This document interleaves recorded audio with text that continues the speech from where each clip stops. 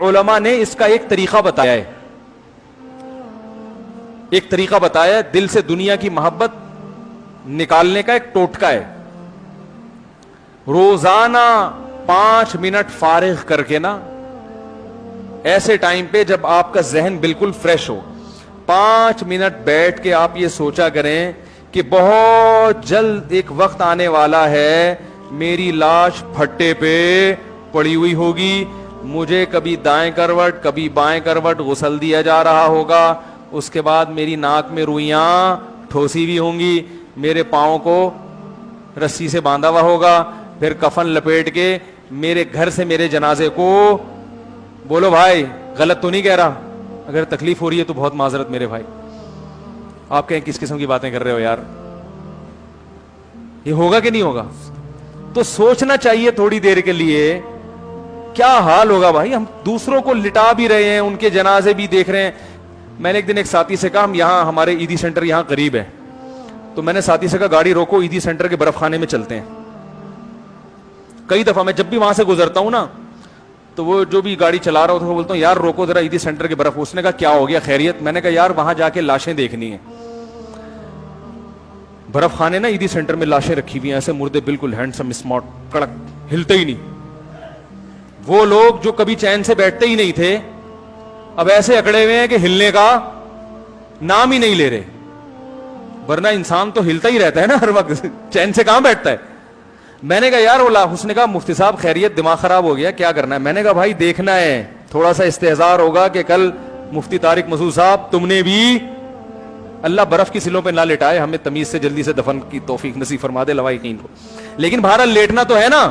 تو کبھی کبھار عیدی سینٹر جا کے اوریجنل سچی مچی کے مردوں کو دیکھا کریں اپنی آنکھوں سے، بڑی عبرت ہوتی ہے. اور پھر اپنے بحریہ ٹاؤن کے پلاٹوں کا بولو نا بھائی سوچا کریں. اس سے ٹینشن وقتی طور پہ تو بڑھے گی، لیکن یہ ایسے ہی ہے جیسے ڈپریشن کی گولی کھاؤ نا اس کے کچھ سائیڈ ایفیکٹ ہوتے ہیں، مگر پھر آدمی ریلیکس بھی ہو جاتا ہے نا. تو یہ ڈپریشن کی ایسی ٹینشن ہے، ایسی گولی ہے کہ وقتی طور پر تو آپ کی ڈپریشن کو بڑھائے گی مگر ہمیشہ کا سکون عطا کر دے گی یہ چیز. آپ بولو گے یار کوئی بات نہیں ہے یار، جاب لیس ہوں تو کیا ہو گیا، ان سے تو پھر بھی اچھا ہوں نا، یہ تو لیٹے ہوئے ہیں فٹ پاتھ پہ، میں آرام سے سو تو جاتا ہوں. فٹ پاتھ پہ میں نے کسی کو نہیں دیکھا کہ جو سو نہ رہا ہو رات کے وقت. نرم گدوں پہ ایئر کنڈیشن روم میں تو بہت سے ایسے لوگ دیکھے ہیں جن کو نیند نہیں آتی پوری پوری رات. فٹ پاتھ پہ جو لیٹنے والے ہیں، جب بھی کسی کو جا کے میں نے دیکھا ہے خراٹے لے کے مزے سے سو رہا ہوگا، کیونکہ اس کے پاس چمن کی گاڑی بولو بھائی نہیں ہوتی، لہذا وہ ٹینشن میں ہی نہیں ہوتا. اس کے پاس کوئی ہے ہی نہیں، اس کے پاس کوئی ہے ہی نہیں نا، چھیننے کا غم ہی نہیں. کیا فٹ پاتھ چھینو گے اس سے بھائی اس سے کیا فٹ پاتھ چھینو گے؟ وہ کہے گا چھین لے میں سڑک پہ جا کے سو جاؤں گا. سونے کے لیے تو کہیں بھی آدمی جا کے سو جائے. تو وہ بڑی سب سے زیادہ مزے کی زندگی. چھوڑے ابھی زیادہ پھر وہ بات وقت ختم ہو رہا ہے. تو کبھی کبھار قبرستان تو جایا کریں، لیکن عیدی سینٹر کے مردہ خانے کا چکر بھی لگا لیا کریں. اور کبھی بیگم کو بھی لے جائیں. ہر وقت باتیں کرتی رہتی نا ہمارا پلاٹ کیوں نہیں ہے، ہمارا مکان کیوں نہیں ہے. آپ نے صرف 38 تولے سونا مجھے ابھی تک بنا کے دیا ہے 38 تولے میں ہوتا کیا ہے نا. میرے پاس صرف 25,000 جوڑے ہیں. میرے پاس صرف کتنے جوڑے ہیں؟ 25,000 جوڑے میرے پاس صرف 10 پیٹیاں ہیں.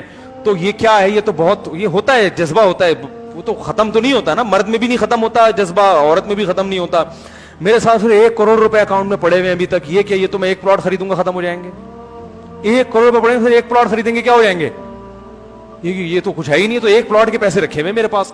یہی سوچ کے کیا ہو رہا ہے؟